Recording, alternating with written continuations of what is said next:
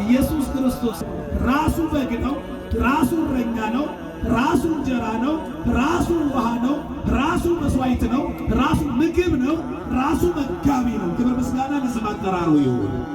እግዚአብሔር አሁን የብሉይ ኪዳኑን መስዋዕት የዋኖሱን፣ የርግቡን፣ የፍየሉን እስካሁን ድረስ ሊቃነ ካህናቱ የሚያቀርቡት ያንን መስዋዕት ነው። በጊዜው መጥተው ነው የሚሰሙት፣ መስዋዕት አቀረቡ የሚሉት። አሁን ግን ያ የብሉይ ኪዳኑ ደም አልጠቅማል። ምን አለ? ነፍስን ማዳን አልቻለም፣ ከሲኦል ማውጣት አልቻለም። ስለዚህ የሚጠቅም ደም ብዙ ደም ፈሷል።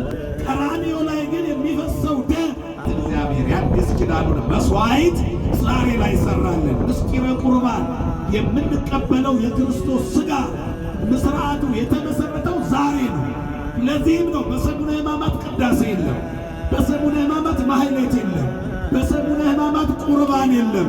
ዛሬ ይቀደሳል፣ ዛሬ ቁርባኑ ይከናወናል። ለምን? ክርስቶስ ከመሰቀሉ ዋዜማ ወደ አብ የሚሄድበት ጊዜ ሲደርስ ደቀ መዛሙርቱ የእራት ግብዣ ጠራቸውና ራሱ መጋቢ ራሱ ምግብ ሆኖ አቀረበ።